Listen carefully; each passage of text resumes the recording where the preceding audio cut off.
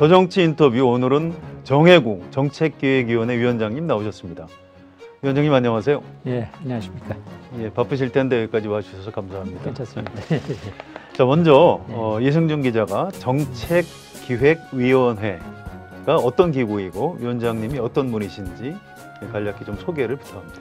네, 먼저 정책기획위원회에 대해 설명을 드리면 대통령직속 자문위원회로 그 문재인 정부의 100대 국정과제를 이행하는데, 그리고 중장기 국가발전 전략을 이행하는데 아젠다 개발과 제안 등의 역할을 하는 일종의 싱크탱크입니다. 네, 교수님에 대해 설명을 드리면 성공회대 사회과학부 교수로 국내 대표적인 진보개혁 성향의 정치학자십니다. 참여정부 인수위에서 정치 분야를 담당하셨고 2012년 대선 문재인 캠프에서 역시 정치 분야를 담당하셨습니다. 그리고 이번 정부 들어서 그 국정기획자문위 인수위 역할을 했죠. 거기서 역시 위원으로 활동하셨고 국가정보원 개혁발전위원회 위원장, 그 다음에 정책기획위원장, 그리고 최근에는 국민헌법자문특위라는 것을 이끄시면서 여러 중책들을 맡고 계십니다. 이제 어제 평창올림픽 예. 끝났는데요. 많이 바쁘셨겠지만 올림픽은 잘 보셨습니까? 예, 제가 개막식 때도 갔었고 개막식도 갔는데 좀 느낀 점이 우리 전통 어떤 문화 있지 않습니까? 전통 문화와 그다음에 ICT 기술 결합시켜 가지고 굉장히 잘 만들었더라고요. 그래서 제가 볼 때 색채 두 개를 결합시켜서 색채로 만든 것이 굉장히 좀 잘 만드는 그 개막식과 폐막식 내용이었습니다. 경기 중에서는 어떤 경기를 좀 재밌게 보셨나요? 컬링을 재밌게 봤습니다. 컬링이요? 예, 네. 예. 마지막에 좀 아쉬웠죠. 예, 규칙을 잘 몰랐었는데 보다 보니까 조금 이해를 하게 됐고 그다음에 너무 재밌더라고요. 그다음에 거기서 선수들 캐릭터가 굉장히 독특해가지고 열심히 봤습니다. 예, 알겠습니다. 자, 국민헌법자문특별위원회 위원장 예, 맡고 계시고요. 문재인 대통령이 발의할 이제 개헌안을 지금 마련하고 있는데 오늘 인터뷰는 아무래도 개헌을 중심으로 해야 될 것 같습니다. 먼저 가장 좀 원론적인 질문부터 드리겠습니다. 지금 개헌을 왜 해야 되나요? 예. 저희들이 이제 87년에 이제 개헌을 했지 않습니까? 30년이 지났더라고요. 그래서 그 과정에서 첫 번째는 기본권 강화의 필요성이 있는 것 같아요. 그동안 이제 많은 새로운 이제 기본권 문제들이 대두됐고, 그 다음에 상당히 중요한 것으로서 뭐 한국이 굉장히 중앙 집중적인 나라지 않습니까? 근데 지금 자치분권 문제가 이제 새롭게 제기되고 있어서 자치분권의 문제, 그 다음에 이제 정부 형태 문제, 뭐 이런 문제들이 이제 제기되면서 개헌을 해야 되지 않느냐 그런 요구들이 분출하고 있는 것 같습니다. 네. 6월 13일 전국 동시지방선거 때 이제 개헌을 하는 걸 목표로 하고 있는데요. 이것도 좀 그냥 쉽게 질문을 드리겠습니다. 왜 6월 13일 날 동시에 국민투표를 해야 하나요? 일단 그게 국민들에 대한 약속인 것 같아요. 왜 그런가 하면 지난 대선 과정에서 모든 후보들이 지방선거 때 이제 그 개헌을 하자, 국민투표를 하자 그렇게 약속을 했지 않습니까?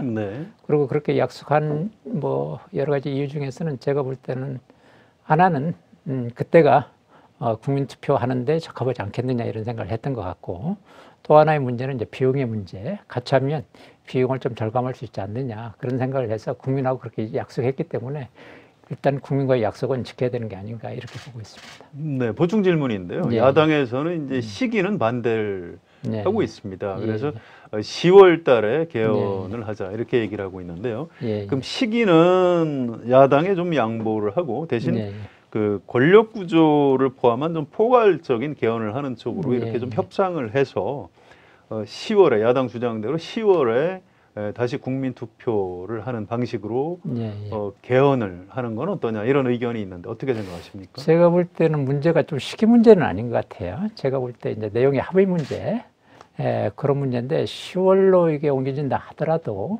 합의가 될 수 있느냐라는 문제는 자신을 못 하겠어요. 그래서 일단은 제가 생각할 때 국민한테 원래 약속했던 그런 6월 달에 해야 되는 게 아닌가 그렇게 보고 있습니다. 네. 자유한국당이 그런데 지금 의석이 116석이고요. 그래서 일단 국회에서 3분의 2 찬성을 얻어야 국민투표를 붙일 수 있게 돼 있는데요. 현실적으로 지금 야당을 설득할 방안이 없는 것 아닌가요? 어떻게 돌파할 생각이십니까? 글쎄, 뭐 정무적인 문제까지 제가 저는 이제 자문안을 만드는 입장에서 정무적인 문제까지 제가 이제 뭐 판단할 문제는 아닌데, 하여튼 제 개인적인 의견을 좀 말씀을 드리겠습니다. 하여튼 헌법 개정 문제는 일종의 이제 국민들의 일종의 이제 사회계약 같은 거 같아요. 그래서 뭐 야당이 뭐 자유한국당의 당론을 통해서 반대하면 통과가 안 되죠. 근데 제가 보기에는 이게 당론을 통해서 그렇게 꼭 봉쇄해야 될 문제인지, 그렇지 않으면 국회의원들 개인적으로 판단해야 될 문제인지, 그런 것을 한번 생각해 볼 여지가 있다고 생각이 듭니다. 특히 이제 그 지방분권 문제, 이 문제는 지금 야당도 상당히 많이 원하고 있어요. 그래서 그런 문제를 가지고 당론을 가지고 묶어두는 게 과연 옳은 것인지 이제 그런 생각이 좀 듭니다. 그리고 또 하나는 야당을 뭐 설득하는 뭐 문제이기도 좀 합니다만은 그 대통령이 발의를 할 때 어떤 개헌의 어떤 수준을 좀 낮춰가지고 좀 합의 가능성이 높은 그런 내용을 좀 만드는 쪽으로 하면 뭐 설득은 아니겠지만 좀 합의 가능성 또 뭐 동의 가능성 이런 걸 조금 높아지지 않을까 그렇게 생각하고 있습니다. 야당에서 자유투표로 하면 혹시 가결될까봐 당론 투표를 하려는 건 아닐까요? 글쎄, 제가 볼 때는 그 개헌의 문제를 당론으로 딱 묶어서 이게 정당과 정당의 싸움처럼 그렇게 가는 게 맞는 건지 저는 잘 모르겠습니다. 알겠습니다. 예. 자, 그런데 네. 어쨌든 현실적으로 이 개헌안이 국회에서 부결이 될 예. 경우에 예. 문재인 대통령의 어떤 정치적인 리더십에 좀 훼손이 올 가능성 이런 거는 걱정을 안 해도 될까요? 글쎄요, 통상적으로 그렇게 이제 그 언론에서 얘기는 하는데 저는 잘 판단하기가 좀 어렵습니다. 왜 그런가 하면 문재인 대통령의 어떤 성격상 국민에 대한 약속을 꼭 지켜야 된다고 하는 그런 게 좀 있습니다. 그래서 국민에 대한 약속을 이제 지키고자 했을 때, 그 다음에 그렇지만 또 부결됐을 때 그런 문제에 대해서 국민들이 어떻게 판단할지는 국민한테 좀 맡겨둬야 되는 게 아닌가 그렇게 생각이 듭니다. 그게 알겠습니다. 타격이 될지 아니면 국민들이 볼 때 이게 국민들의 약속을 지키려고 했다고 긍정적으로 평가를 할지 그런 문제는 국민들한테 맡겨주어야 되는 게 아닌가 그렇게 보고 있습니다. 최종 평가는 국민이 예, 정확히 할 것이다. 이런 말씀이시네요. 알겠습니다. 자, 지금 연말 연초에 국회 헌법 개정 특별위원회의 어떤 그 자문위원들의 이제 의견을 근거로 우리 그 일부 언론하고 이제 자유한국당 지도부에서는 문재인 정부와 더불어민주당이 사회주의 헌법을 하려는 것 아니냐 뭐 이런 아주 그건까지 하고 있는데요. 예, 어떻게 생각하십니까? 글쎄, 저는 뭐 뜻밖의 용어를 듣게 돼서 아마 그 문제가 우리 전문에 있는 자유민주주의 기본질서 뭐 그 문제를 뭐 좀 바꾼다는 뭐 그런 저기에서 나온 것 같은데 모르겠습니다. 이제 저희가 이제 정강이 이제 기본권 분과에 논의를 해봐야 되겠지만 뭐 그게 바뀔 것 같지도 않고 자유민주적 기본 질서는 그대로 그건 뭐 논의를 해봐야 합니다. 네. 뭐 그건 논의를 해봐야 알지만 제가 볼 때 그게 뭐 크게 바뀔 것 같지도 않고요. 그 다음에 자유민주적 기본 질서 우리가 해석할 때 조금 왜곡이 있어요. 많은 사람들을 이것을 반공주의로 해석하는데 사실은 독일헌법 같은 데서 이게 자유와 민주 그 말이 이제 연결된 겁니다. 그래서 자유를 뭐 보장하겠다는 얘기가 민주주의 당연한 얘기이지 않습니까? 그렇죠. 예, 그래서 뭐 그런 식으로 보면 그 문제가 크게 뭐 사회주의 헌법으로 연결된다거나 그런 것은 제가 볼 때 좀 과장인 것 같아요.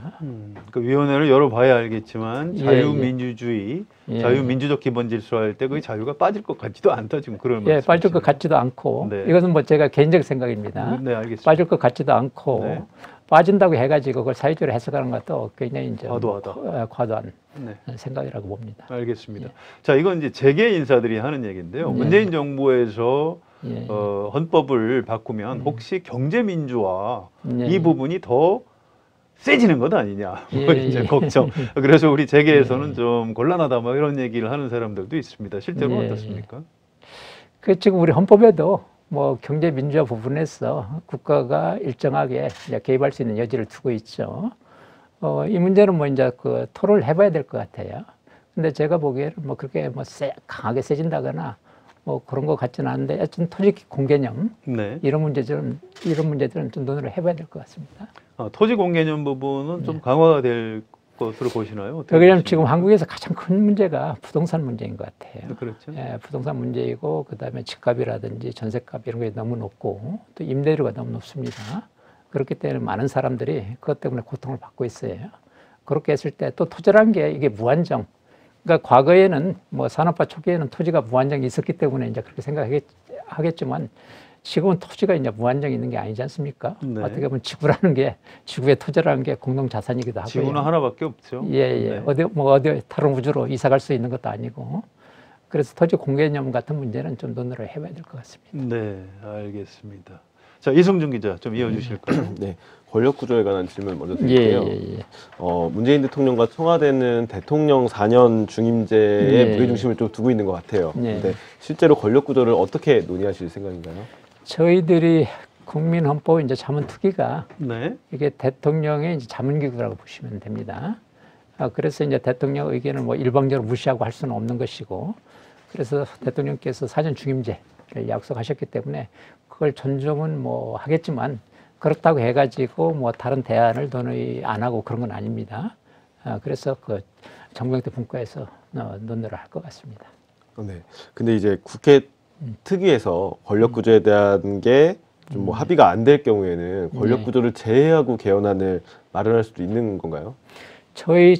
저희들은 다 마련할 생각입니다. 그런데 이제 저희들이 마련했다고 해서 대통령이 최종적으로 이게 정부 형태까지 제출할지, 그 다음에 정부 형태를 제출 안 할지, 그것은 뭐 대통령께서 판단하실 그런 문제라고 생각합니다. 근데 일단 저희들은 준비는 다 할 생각입니다. 예, 위원회에서 준비를 다 해놓고 이제 결정은 대통령이 최종적인 이제 판단, 선택 이런 것은 뭐 대통령께서 하실 문제라고 봅니다. 보충 질문인데요. 권력구조 부분을 대통령 4년 중임제하고 또 다른 형태 이렇게 복수안으로 대통령한테 보고할 수도 있는 건가요? 아니면? 그건 논의를 해봐야 알 것 같습니다. 지금 이제 논의 과정에 있기 때문에 그 문제에 대해서는 저희들이 뭐 이렇다 저렇다 얘기하기는 좀 어렵습니다. 네, 그 개헌 기본권 관련된 또 질문도 드릴게요. 이제 개헌안에서 국민 기본권은 좀 어떤 내용으로 가실지 큰 방향을 좀 설명해 주시면 좋겠습니다. 일단은 지금 이제 기본권에 지금 주체가 전부 이제 그 국민으로 모든 국민으로 돼 있어요. 근데 이제 천부의 인권적인 성격을 가진 부분은 사람으로 좀 바꿔줘야 됩니다. 국민만 이게 보호받는 것이 아니고 그냥 인간으로서 이제 보호를 받아야 되는 기본권이 있지 않습니까? 그래서 이제 그런 부분을 고려하고 있고요. 또 하나는 이제 새로운 어떤 권리들이 많이 좀 발생하고 있는 것 같습니다.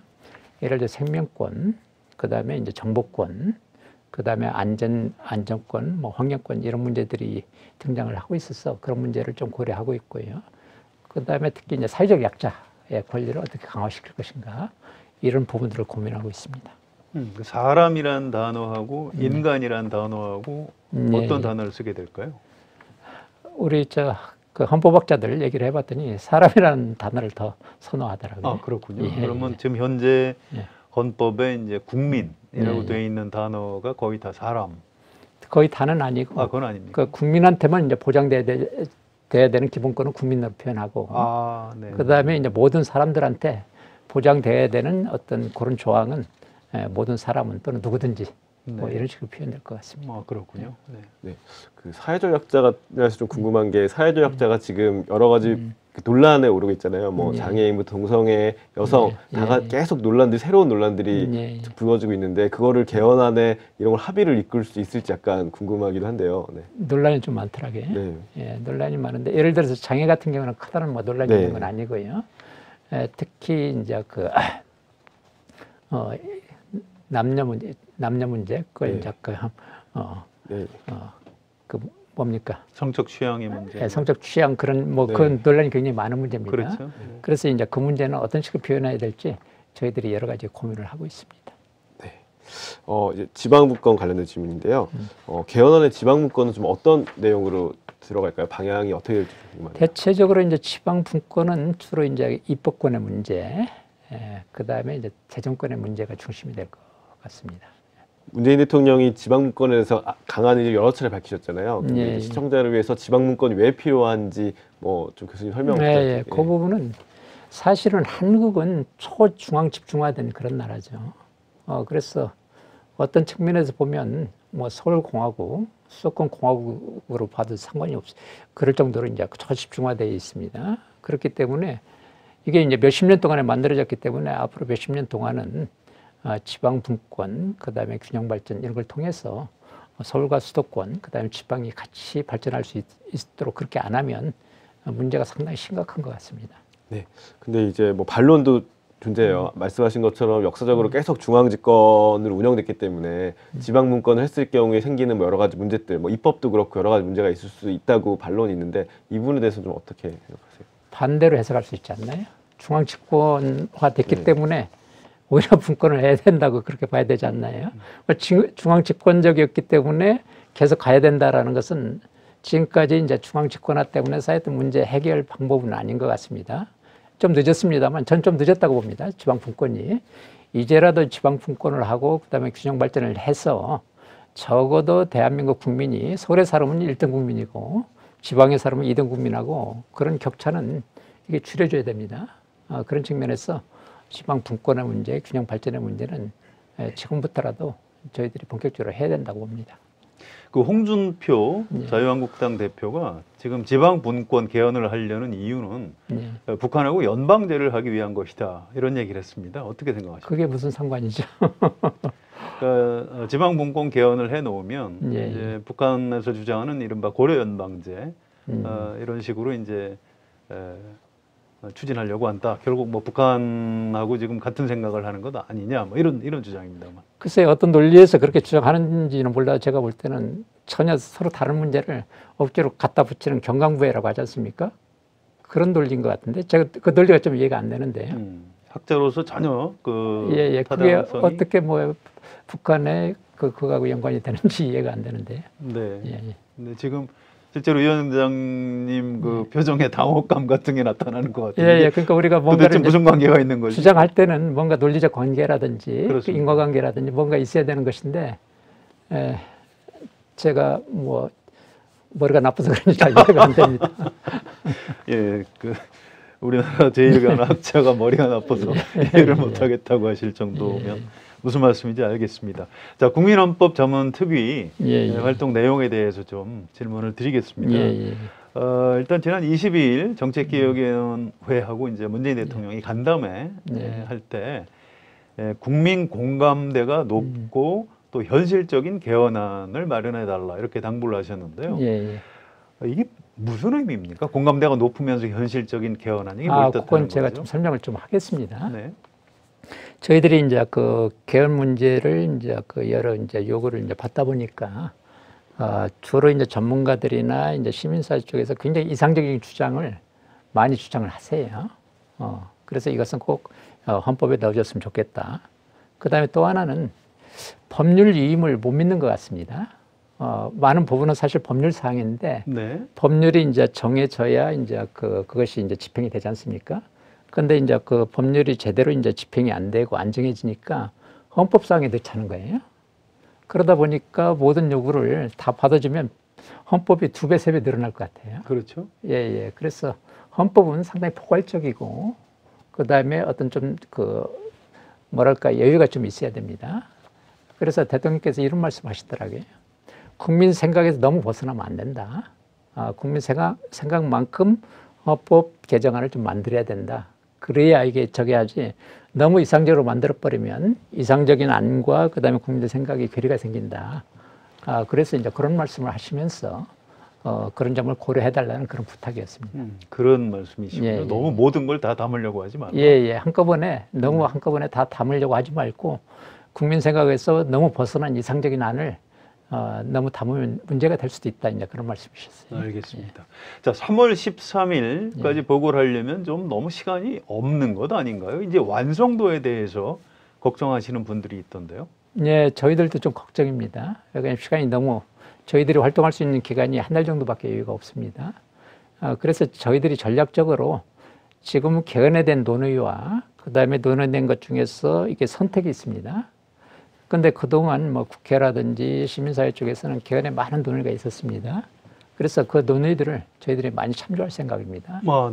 그래서 참조하고 그 다음에 최종적인 것은 그 중에서 어떤 안을 이제 선택하느냐 문제지 않습니까?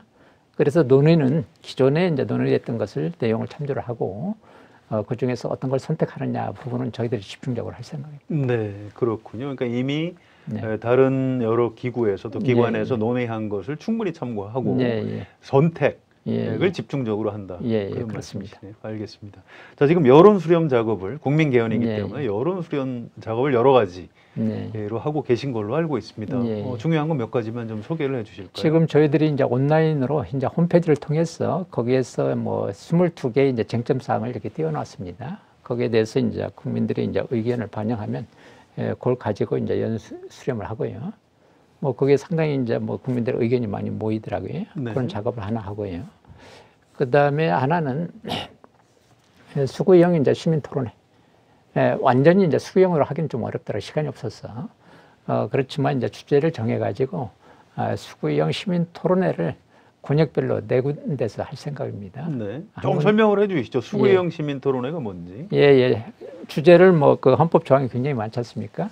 그래서 다 할 수는 없고 기본권, 그 다음에 지방자치와 관련해서는 이제 국민 발안, 국민 투표 이 부분하고, 그 다음에 그 정부 형태 관련해서는 특히 그 국회와 이제 대통령의 관계, 그걸 중심으로 해가지고 권역별로 해서 서울, 대전, 광주, 부산 4군데서 국민들 중에서 200명을 이제 그 선발을 해서 선발을 하는군요. 네. 거기에서 이제 그 수구형 이제 시민 토론을 할 생각이고요. 그 다음에 이제 여론조사를 좀 할 생각입니다. 여론조사는 이제 전국적으로 한 2,000명 정도를 저희들이 이제 그 선발을 해서 직접 만나서 심층 여론조사를 하는 그런 식으로 진행을 할 겁니다. 네, 조금만 더 질문을 드릴게요. 그 수구형 시민 토론회는 그 원전과 관련해서 그 공론화위원회 했던 것하고 혹시 비슷한 건가요? 조금 비슷할 수도 있고 좀 다를 수도 있을 것 같아요. 공론화위원회에서는 문제가 그렇게 복잡하지는 않았지 않습니까? 그렇죠. 네. 거기서는 뭐 이제 찬반 이런 것만 하면 되는데 저희들은 이제 찬반으로 이렇게 딱 잘라서 얘기하기가 좀 어려운 측면이 있습니다. 그래서 충분한 이제 토론 기회를 주고 의견을 묻긴 하는데 찬반으로 이렇게 딱 잘라서 이렇게 뭐 그런 식으로 될지는 잘 모르겠습니다. 이게 시간이 워낙 짧아가지고. 그렇죠. 알겠습니다. 자, 여론조사를 좀 굉장히 어떤 심층성을 좀 갖춰서 해야 될 것 같은데 어떤 방식으로 할 생각이십니까? 지금 이제 우리 국민들을 대표할 수 있는 어떤 표본에 의해서 전국적으로 2,000여 명을 이제 뽑아가지고 직접 2,000명이요? 직접 개인들을 만나서 면접 방식으로 진행을 한다고. 면접을 하시는군요. 전화로 하는 게 아니고. 직접 그렇게 하겠다고 그렇게 계획을 짜고 있습니다. 네, 알겠습니다. 이미 뭐 여론조사가 들어갔네요. 네, 23일부터 이제 3월 4일까지 하기 때문에 이미 여론조사 들어갔습니다. 자, 여론 수렴해서 이제 그 최종 개헌안을 마련을 해야 될 텐데요. 이걸 언제 어떤 방식으로 공개할지가 궁금합니다. 이게 대통령한테 보고한 뒤에 공개하게 되나요? 저희들이 뭐 여론 수렴 결과들은 뭐 바로바로 이제 그 뭐 수렴이 되는 대로 이제 공개를 할 텐데 최종 개헌안 문제는 저희들이 좀 생각을 좀 해봐야 되겠습니다. 왜냐하면 저희들 성격이 대통령에 대한 자문기구지 않습니까? 그렇죠. 자문기구인데 최종적으로 이제 대통령이 발의를 하게 됩니다. 그래서 자문안을 공개하는 것이 옳은지 좀 이상하죠. 그 좀 뭐 제가 볼 때는 그 뭐 공개하는 것이 예의가 아닌 것 같아요. 최종적인 이제 발의권자는 대통령이고 저희들은 이제 자문기구이기 때문에 자문안을 뭐 대통령께 보고하는 게 저희들의 의무가 아닌가라고 생각이 드는데 일단 공개할지 안 할지 부분은 좀 더 뭐 생각을 하고 논의를 해봐야 할 것 같습니다. 네, 그 개헌안을 최종 완성된 조문 형태로 자문안을 보고하시게 되나요? 아니면 뭐 복수 내용을 담아서 할 수도 있는 건가요? 저희들이 이제 개헌 요강, 개헌 요강을 좀 이제 설명 자료죠. 그걸 만들고 그 다음에 이제 조문을 좀 만들고 이렇게 할 생각인데 이게 의견이 일치 안 되는 경우도 있을 것 같습니다. 그런 때는 뭐 1안, 2안 이제 그런 식으로 구분해서 올려야 되지 않을까 그렇게 보고 있습니다. 그렇군요. 알겠습니다. 자, 이 개헌 얘기 사실 뭐 밤새도 끝도 없는데요. 우리 이제 인터뷰 시간 개헌과 관련한 건 이 정도 하고요. 또 다른 몇 가지 궁금 사항이 있습니다. 궁금한 사항 이승준 기자 좀 이어주실까요? 네, 앞서 뭐 소개 때 말씀드렸지만 문재인 정부 들어서 굵직굵직한 정책들을 맡고 계시잖아요. 문재인 대통령과 뭐 인연이라고 할까요? 저희들이 그런 좀 궁금해갖고. 특별한 인연은 없습니다. 처음 만나신 게 언제셨어요? 제가 2012년 때 그때 이제 대선 때 좀 도와드렸고요. 그때 도와드린 건 뭐 특별한 인연 때문에 도와드린 건 아니고 제가 이제 정치학 전공입니다. 그런데 이제 정치 부분 그쪽에 자문 좀 해달라 이제 그래서 그때 참여를 했었고요. 그다음에 이번에도 뭐 그때 이제 참여했던 그런 뭐 그게 인연이라면 인연이겠죠. 그래서 이번에도 이제 도와드렸고, 그래서 뭐 그걸 뭐 특별한 인연이라고 보기는 어려울 것 같아요. 네. 그 국정원 뭐 이제 개혁위원장 했던 것도 사실 이제 그 국정원 서훈 원장이 부탁을 해서 뭐 제가 했고요. 그다음에 이번에 이제 개헌 문제는 원래 이제 그 정부 쪽에 이제 개헌 기구를 만들려면 범정부적으로 하려면 국무총리와 그다음에 민간인 위원장이 이렇게 그 양위원장이 있고 범정부적으로 이제 구성이 돼야 되는데 대통령께서는 그렇게 할 경우에 이게 너무 국회하고 이게 경쟁하는 모습을 보여주는 것 같아서 그렇게 하지 말고 조금 뭐 그 약간 축소해서 정책개혁위원회에서 이제 해봐라. 그래서 이제 제가 맡은 겁니다. 특별한 뭐 이유가 있었던 건 아닌 것 같아요. 네, 뭐 근데 뭐 일부 보수나 자유한국당 쪽에서는 약간 좀 편향된 인사 아니냐 이런 식으로 반발을 하기도 하는데 이 부분에서는 좀 어떻게 생각하세요? 글쎄요, 그쪽에서는 뭐 그렇게 볼 수도 있나요? 뭐 근데 저는 뭐 그런 생각은 안 듭니다. 그런 생각은 안 들고 여튼 뭐 국정원 문제는 서훈 원장이 요청했고 네. 그다음에 개헌 문제는 범정부적으로 구성하기 좀 어렵기 때문에 정부 기구 내에서 마땅한 기구가 사실 없어요. 정책기구위원회 빼놓고는. 그래서 저희들한테 맡긴 게 아닌가 그렇게 생각하고 있습니다. 저기 위원장님께서는 문재인 정부 출범의 역사적 의미는 좀 무엇이라고 생각하세요? 뭐 촛불 혁명도 있었고 제가 볼 때 이제 촛불 혁명은 우리 사회에 이제 구조적인 변화를 요구하는 게 아닌가라고 생각이 들어요. 그것은 어떤 거냐면 그동안 뭐 경제 발전이 많이 돼 왔지만 뭐 양극화라든지 빈부의 격차라든지 기회의 병등이라든지 그런 측면에서 우리 사회가 많이 이렇게 해체된 것 같아요. 그래서 뭐 흑수저 얘기도 나오고 헬조선 얘기도 나오지 않습니까? 저는 좀 이렇게 그 나이가 좀 든 선배로서 제가 학교에서 학생들을 가르치고 있습니다만 제자들한테 굉장히 미안합니다.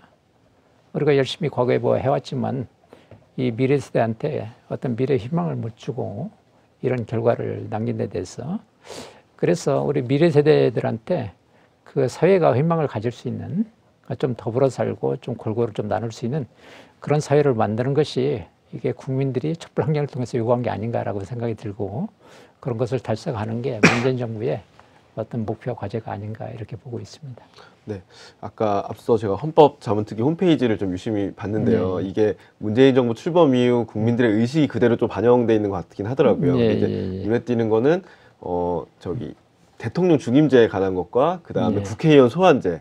약간 국회의 힘을 대통령의 힘을 더 강하게 국회 힘을 약하게 하는 것들이 국민들이 많이 표출하는 의견인 것 같고 근데 국회의원들 같은 경우에는 실제로 대통령 4년 중임제보다는 권력구조의 분산 특히 또 국회 입법권 강화 이런 것들을 많이 요구하잖아요. 근데 이 부분이 충돌하고 있는데 개헌안 만들 때 어떤 점을 좀 염두에 두실 건지.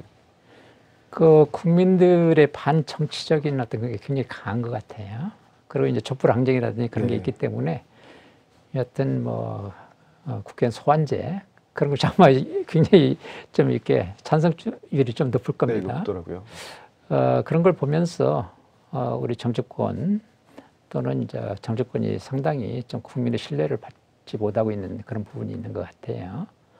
그렇지만 저는 그렇게 생각합니다. 그렇다고 해가지고 국회를 무시하면 안 된다고 생각을 해요. 기본적으로 이제 그 국민들이 대통령을 직접 뽑고 싶어하는 그런 것 때문에 대통령을 지지하는 것 같고요. 그 다음에 이제 국회에 대한 이제 불신의 문제가 있지만 그럼에도 불구하고 과거에 비해서 우리 국회도 많이 나아졌어요. 그래서 대통령제 하에서는 대통령과 국회가 좀 윈윈할 수 있는 어떤 그런 시스템을 좀 만들었으면 좋겠고 국민들도 그런 부분은 좀 양해를 해줬으면 좋겠습니다. 그러면 개헌안에도 그런 부분이 담겨서 대통령께 보고가 된다고. 예, 그래서 뭐 예를 들어 대통령제 유지로 간다 하더라도 국회와 대통령의 권한을 이제 조정하는 문제 그런 문제들이 담길 것 같습니다. 그러니까 어떤 흔히 얘기하는 뭐 이원직정부제, 대통령 중임제 이런 식으로 딱딱 들어갈 건지 아니면 저희들이 궁금한 거는 그 안에서 좀 변형이 뭐 이루어지는 것들인지. 제가 볼 때는 국민들 여론조사하면 대통령 이제 그 대통령제를 지지하는 것 같아요. 헌법이라는 것은 제가 볼 때 국민의 의사를 좀 반영해야 되는 것이 아닌가 이렇게 생각이 듭니다. 그런 어떤 국민들의 기본적 생각을 반영하면서도 이게 국회와 대통령 관계를 잘 만들기 위해서 권한을 조정하는 문제, 그런 문제를 고민해야 된다고 봅니다. 네. 마지막으로 그 문재인 정부가 성공하기 위해서는 좀 어떻게 해야 할까요? 네. 옆에서 가까이 지켜보시니까. 제가 볼 때는 가장 좀 중요한 문제는, 물론 이제 뭐 정치적인 문제도 있고 남북관계 문제도 있는 것 같습니다만, 지금 국민들이 가장 요구하는 게 사회 경제적인 문제인 것 같아요. 제가 아까 조금 얘기를 했습니다만, 경제가 발전하고 민주화가 됐는데 왜 사회는 이렇게 해체되고 그다음에 헬조선, 뭐 흑수저 이런 얘기가 나오는가? 그 얘기는 상당히 심각한 문제입니다. 그래서 우리 사회 해체가 아니고 이렇게 더불어서 살 수 있는 뭐 그런 사회를 만드는 것, 이게 가장 중요한 시대적 과제가 아닌가라고 생각이 들고, 어떤 문재인 정부뿐만 아니라 우리 사회인 각계각층에서 그런 노력을 해야 되지 않을까, 그렇게 보고 있습니다. 네. 또 위원장님, 학자로서 문재인 대통령 또 문재인 정부를 위해서 많은 일을 하고 계신데요. 예. 그래도 이제 인간적으로 어떤 문재인이라는 정치인에 대해서 좀 좋아하시는 면이 있을 것 같아요. 어떤 매력이 있습니까? 개인적으로 이제 보면, 이건 뭐 개인적인 어떤 경험입니다만, 제가 2015년부터 도와줬는데 벌써 이제 시간이 몇 년 됐지 않습니까? 근데 문재인 대통령이 남을 욕하는 걸 한 번도 본 적이 없는 것 같아요. 예, 그래서 뭐 정치냐 아니냐 뭐 그런 걸 떠나서 인간적으로 남 탓하거나 남에 대해서 이렇게 함부로 얘기하거나 그런 걸 안 하세요. 그래서 제가 볼 때는 상당히 이게 조금 점잖으시고 좀 진지한 분이라는 그런 점에서 개인적으로 좀 신뢰가 많이 갔습니다. 네, 알겠습니다.